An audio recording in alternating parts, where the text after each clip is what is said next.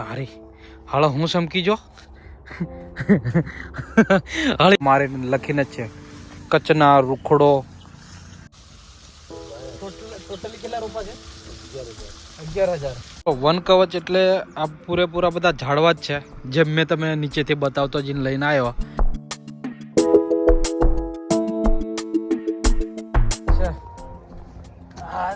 દિમાગ કઈ કોમ નહીં કરે, કંટાળી જાય તો માગણ બેસી જવાનો. પથ્થર નિર્મિત છે મિત્રો, અને હારું આટલું બધું ખતરનાક ઘાડ છે તો કોઈ હિંસક પ્રાણી આવીને બેસી જાય એવું લાગે? દીપડો એવું કઈ નહીં તો બરોબર. આજુબાજુ ફિનિશિંગ વાળ છે ને, રાતે જોખમ. હા, રાતે જોખમ, બરોબર. નમસ્કાર મિત્રો, હું છું કે બારે ફ્રોમ દેવગઢ બારે. નવા એક બ્લોગમાં તમારું હાર્દિક સ્વાગત છે મિત્રો.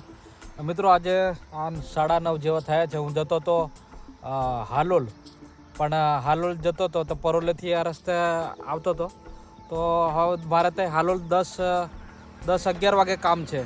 તો મેં કીધું એટલા ટાઈમ સુધી કઈ વિતાવું, એના કરતાં હું જરીક અહીંયા મારો એક મિત્ર કહે છે કે અહીંયાથી શું કહેવાય, આ વરસડા ચોકડીથી ત્યાંથી શોર્ટકટ મારી દે છે, એટલે એક વન કવચ કરીને છે પાવાગઢની તળેટીમાં, તે તું દેખી આવજે એમ. અને ઇન્સ્ટાગ્રામ પર કોમેન્ટો બી આવતી હતી કે વન કવચનો એક વિડીયો બનાવો એમ.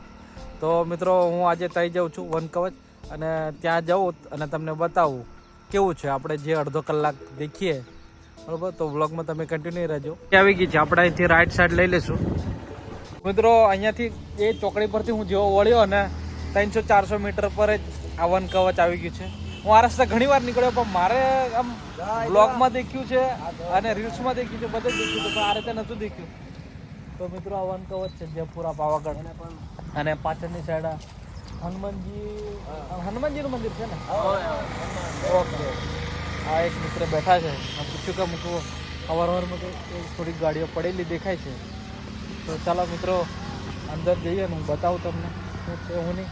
બધા ઝાડી જ લાગે છે આજુબાજુ. તો વન કવચ કયા વર્ષે લોકાર્પિત કર્યું સ્થળ, રોપા કેટલા છે, શું છે એવું બધું છે, આવું કંઈક છે મિત્રો. ગુજરાત રાજ્યના 74માં રાજ્ય કક્ષાનો વન મહોત્સવની ઉજવણી નિમિત્તે વન કવચનું લોકાર્પણ શ્રી ભૂપેન્દ્રભાઈ પટેલે એમના વરદ હસ્તે કરવામાં આવ્યું હતું 3 ઓગસ્ટ 2023ના રોજ. અને એની મેં જયેન્દ્રસિંહ પરમાર ધારાસભ્ય હાલોલના એ બી હાજર હતા જયપુરા પાવાગઢ સ્થળ પર. ત્યાં ગેટ આ ટાઈપનો છે મિત્રો. આ વન કવચ એ પંચમહાલ જિલ્લાના હાલોલ તાલુકાના જયપુરા ગામ, જે પાવાગઢની તળેટીમાં વસેલું છે, ત્યાં આવેલું છે મિત્રો. તો આ હાલોલથી આશરે 7 કિલોમીટર અને પાવાગઢથી આશરે 4 કિલોમીટરના અંતરે મિત્રો હાલોલ અને પાવાગઢના બાયપાસ પર આવેલું છે. તો તમે અચૂક મુલાકાત લેજો. પાવાગઢની તળેટીમાં છે, પાવાગઢની વિઝિટે આવો તો ચોક્કસ આવજો અહીંયા. આ મિત્રને કામ મૂકેલું છે, પાણી પીવડાવવાનું એવું બધું હે. આખા એનું શું કહેવાય સાચવણી કરો તમે? બધા રોપા જ છે કે અલગ અલગ? એના બોર્ડ બી નામો બી લખીને છે ને, જાત હંગાત છે, અંગ્રેજી નામ એનું, ગુજરાતી માંડીને બધું. ટોટલી કેટલા રોપા છે? 11,000 રોપા છે ટોટલી મિત્રો. વન કવચ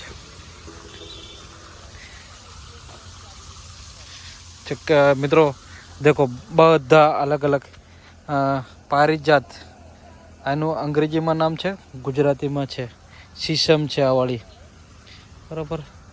બધા આ દેખો, આ બાજુ બી નામો મારે લખીને જ છે. કચ્છના રૂખડો, જે ઝાડ છે એનું નામ છે. આસન, શિમળો, ઘણા ઝાડા છે મિત્રો. ઢગલો, એ તો હંતાઈ જાય તો મળે ને એવું છે બધું.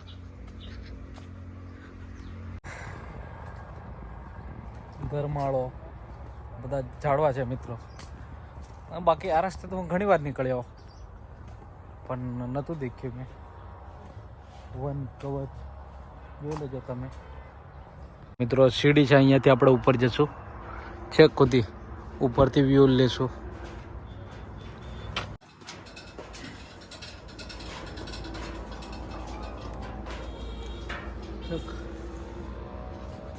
ઉપર જ ચડાશે.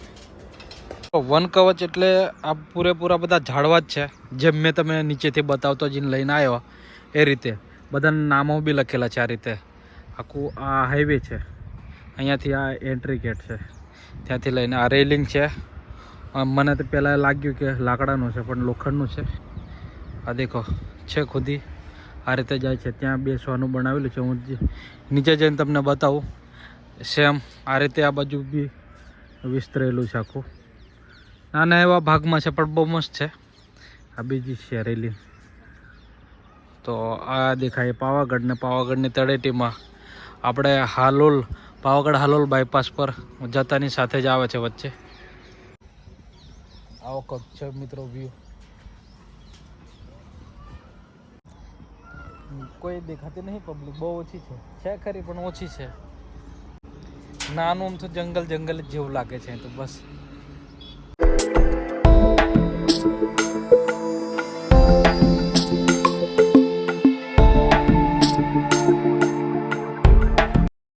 આવું છે મિત્રો આ રેલિંગ. આનું પેન્ટ કર્યું છે લાકડાના કલર જેવું, એટલે આપણને દૂરથી તો એવું લાગે લાકડું જ છે એવું. તો હવે પાછો નીચે જાઉં. નીચે જવા માટે તો આ જ રસ્તો છે, આમ થઈને એમ જાઓ નીચે જાઓ, અને પછી પેલું એક ગોળ ગુંબજ જેવું છે બેસવાનું, એ હું તમને બતાવું. આ બાજુથી જઈએ, અહીંથી જવાશે. આ બાજુ જાઉં કે આ બાજુ જઈએ? ચાલો આ બાજુ સારો વ્યૂ આવે એવું છે. આખો હલે છે, મસ્ત છે, મજા આવે છે. આમ બોર છે, આ કોલિયાર છે, કોલિયારની ભાજી એમ કે, બીડી બી બને એની. મસ્ત છે મિત્રો.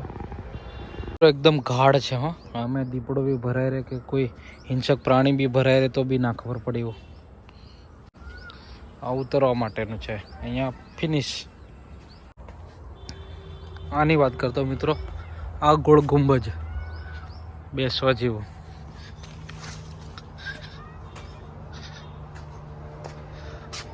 આ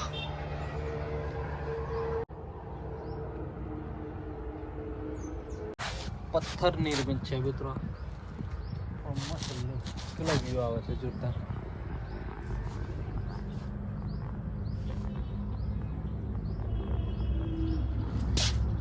આરસ પાણ છે કે રાજસ્થાની માર્બલ છે કે ખબર નહીં પડતી, પણ એનાથી બનાવેલું છે. બહુ જોરદાર.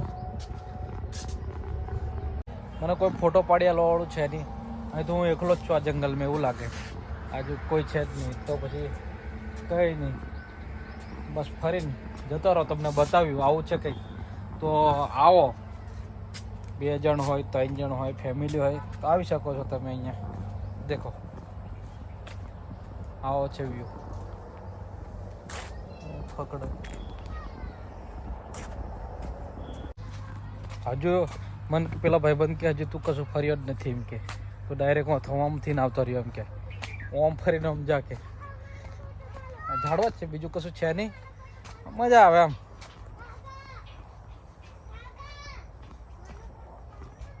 આપણે સોરી આ વાળી અહીં ઉતરી જાય, પેલી ક્યાં ઉતરી જાય. હા, બેસવા માટે તો બોકડા બી છે. 2 બોકડા છે. આ દિમાગ કંઈ કોમ નહીં કરે. કંટાળી જાય હોય તો આમાં બેસી જવાનું. એકલા એમ એકલા નહીં મજા આવે. કોઈક ભાઈબંધ જોઈએ હંગાત. જઈએ આપણે. આ બાજુ એ પાણી ચાલુ છે. બધા ઝાડવાના નોમાં લખેલા છે. એ બધા વાંચવાનું તો મેળ પડે એવું નથી. તમે આવો વિઝિટ કરવા તો વાંચી લેજો. દેખો અહીંયા બી એક બન્યું છે આવું. ઓકે, અહીંયા બી હતું. અહીંયા ભાઈબંધ ક્લોઝ થઈ જાય છે ને એટલે નહીં ખબર, એવું લાગે. આખો રાઉન્ડ મારલું એક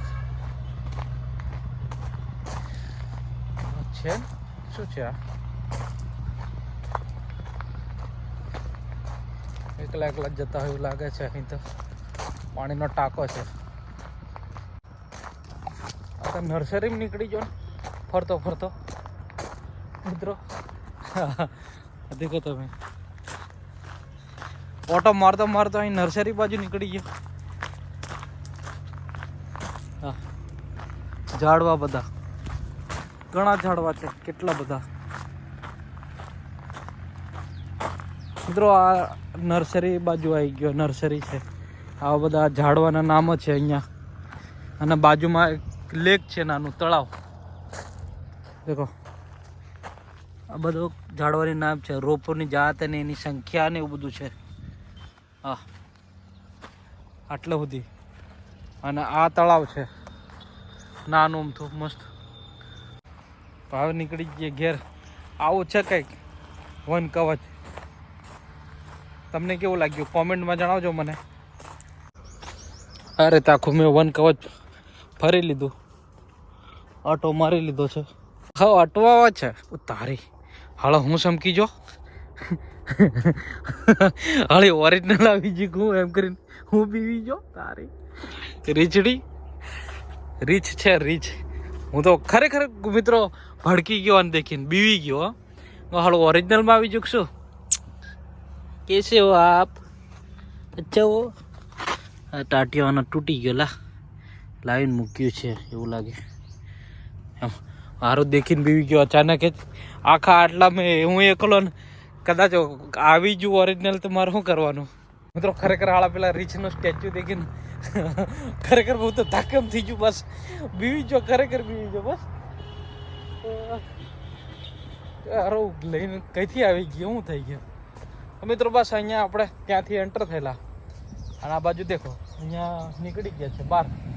મિત્રો આપણે આ મિત્ર જોડે થોડી વાર ચર્ચા કરીએ અને પછી આપણે વ્લોગને અંત કરશું. થોડુંક પૂછીએ એમને કે આપણે તમારું ગામ કયું? કયું? મોટા જયપુરા. એ નજીક જ આવ્યું ને આ વાળું એમ ને? બરાબર બરાબર. અને 2023માં ઉદઘાટન થયેલું ને આનું કંઈ? હા હા. તો પછી તો બધું પાણી ને એવું બધું પીવડાવો છે. કોઈ પગાર હગાર એવું કોઈ ખરું કે? કેટલો હાલે?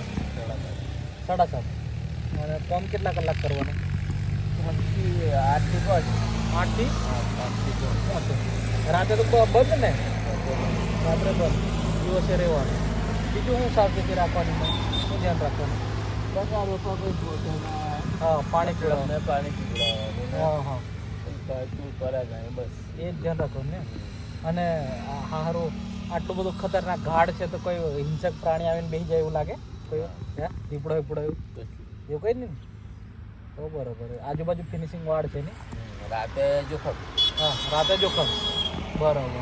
હમણાં પેલું રીછનું પૂતળું મેલું છે ને, તો એ દેખીને હું સમક્યો. શું વાત કરો, હું એકલો હતો. અરે હું તો ના, મને તો દેખીને સમકી જો. મારે તો ધબકારા વધી જાય અડધા. હારા મેં કીધું મરાઈ જ જા, અહીંથી કોઈ છે બીજું પણ પછી નજીક જો ખબર પડે આ તારે પૂતળું છે એવું છે. હારું મિત્ર, તને મળીને આનંદ થયો યાર. હું દેવગઢ બારિયા. ચાલો મળશું હો ને? બરાબર. તો તમને વ્લોગ મારો કેવો લાગ્યો મિત્રો? જો સારો લાગ્યો હોય તો લાઈક કરજો, શેર કરજો, સબસ્ક્રાઈબ કરજો, કોમેન્ટ કરજો. आता नवा व्लॉगમાં બહુ જલ્દીથી મળશું. ત્યાં સુધી જય હિન્દ, જય ભારત, જય માતાજી. બાકી આવું કંઈક હતું એન્ટ્રન્સ.